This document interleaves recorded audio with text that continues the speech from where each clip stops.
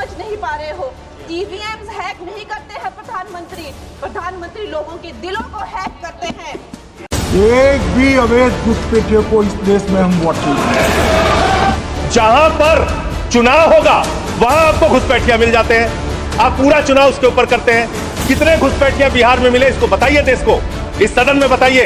मैं आपको बताना चाहता हूं मान्यवर, मात्र 315 वहां पर विदेशी नागरिक मिले, जिसमें 78 मुसलमान थे, बाकी नेपाल के हिंदू थे। उसको आप इसलिए आंकड़ा नहीं जारी कर रहे हैं। 65 लाख में सिर्फ 315 मिले, आपकी छाती पे तो सांप लौटने लगा, आपको तो मजा आया नहीं। प्रधानमंत्री जी का आप बहुत गुणगान करते हैं, आप कहते हैं प्रधानमंत्री जी बहुत लोकप्रिय हैं, प्रधानमंत्री जी की लोकप्रियता चमक रही है, वो महामानव है, विश्व गुरु है।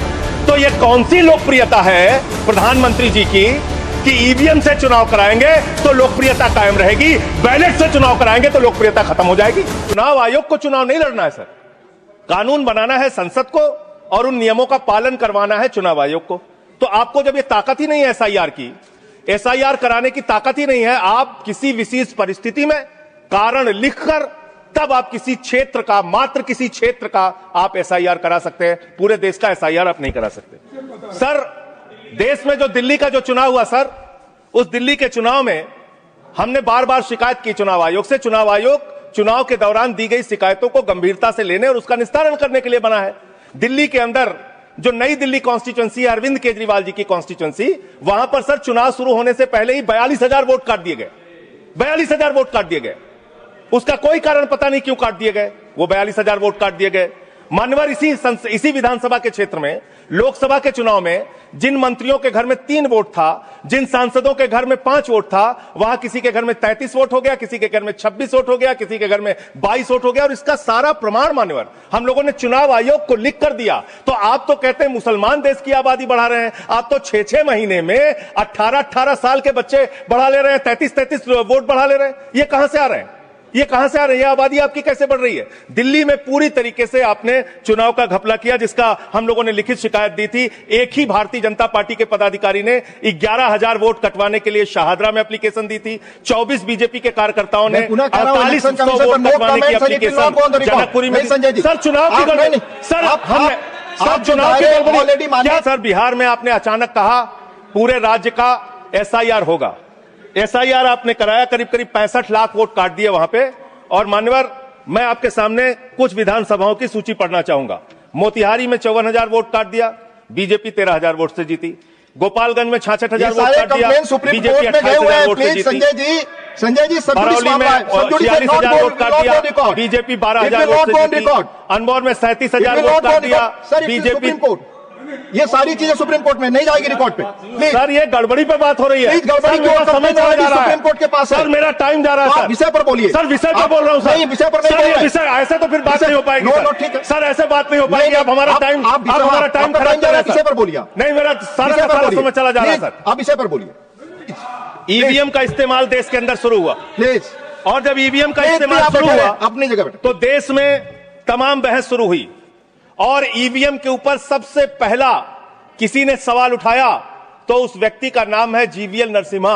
उन्होंने बाकायदा किताब लिखी है कि लोकतंत्र के ऊपर खतरा है ये ईवीएम, और उसके बारे में लाल कृष्ण आडवाणी जी ने उनकी किताब के प्रशंसा करते हुए और ईवीएम पे सवाल होते हुए, अब इस पे भी समस्या है, इस पे भी तो उस पे पूरा ईवीएम के ऊपर सबसे पहले इन लोगों ने सवाल उठाया। ईवीएम किन किन देशों में था और कहां कहां बैन हो गया, मैं पढ़ के बता दे रहा हूं। जिन जिन देशों में बैन हो गया, जर्मनी में, नीदरलैंड में, आयरलैंड में, यूके में, फ्रांस में, पुर्तगाल में, इटली में, ऑस्ट्रेलिया में, नॉर्वे में, कनाडा में, बेल्जियम में, साउथ कोरिया में, इन तमाम देशों में ईवीएम था। ईवीएम बंद हो गया, ईवीएम बंद हो गया। लेकिन मुझे एक मन में शंका होती है जो आपके माध्यम से उधर बैठे हुए लोगों से पूछना चाहता हूं। प्रधानमंत्री जी का आप बहुत गुणगान करते हैं, आप कहते हैं प्रधानमंत्री जी बहुत लोकप्रिय हैं, प्रधानमंत्री जी की लोकप्रियता चमक रही है, वो महामानव हैं, विश्व गुरु हैं। तो ये कौन सी लोकप्रियता है प्रधानमंत्री जी की कि भाई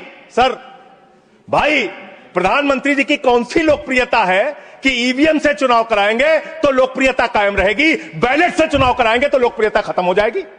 अरे भैया दोनों में अगर लोकप्रियता कायम है तो बैलेट से चुनाव करा लो, उसमें भी पता चल जाएगा कितने लोकप्रिय है प्रधानमंत्री जी। कितनी लोकप्रिय है भारतीय जनता पार्टी, कितने लोकप्रिय हैं आप लोग, ये आपको पता चल जाएगा।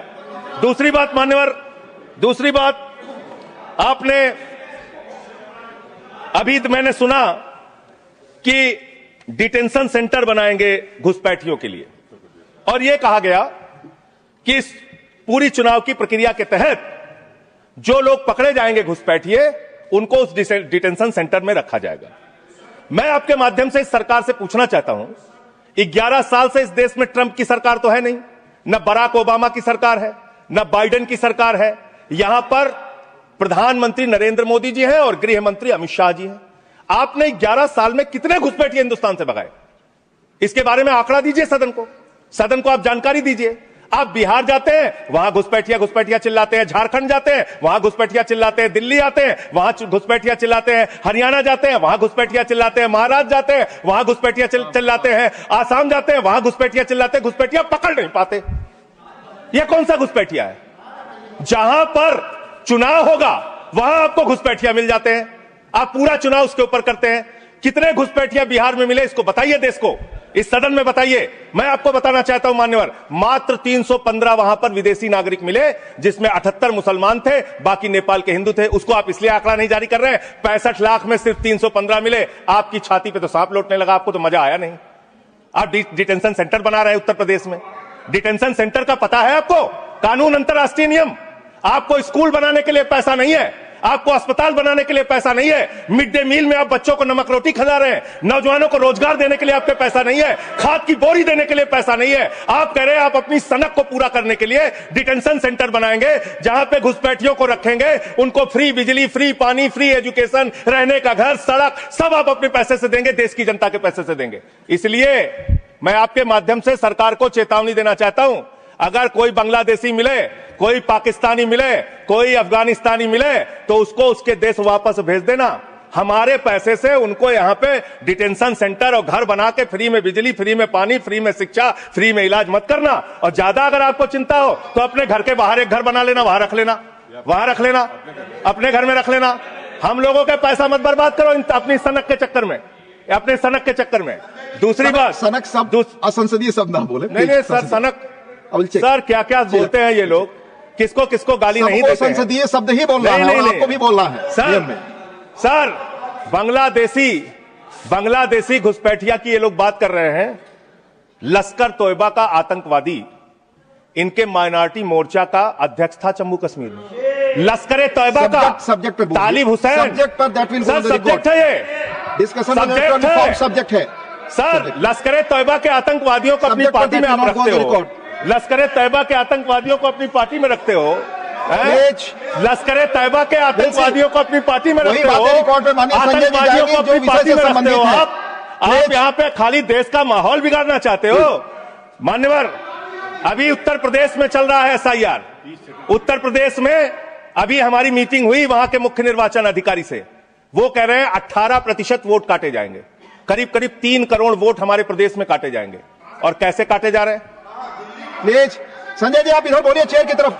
संजय जी आप चाहते हैं, आप आपस में बहस कराइए सर, उनको खड़ा कीजिए, सर उनको खड़ा कीजिए, बहस कराइए। आप बोले कोई चीज जानते। हमारी मीटिंग हुई सर, हमारी पार्टी के प्रतिनिधि गए, वहां कहा गया 18% वोट काटे जाएंगे। क्या इस सदन की चिंता नहीं होनी चाहिए?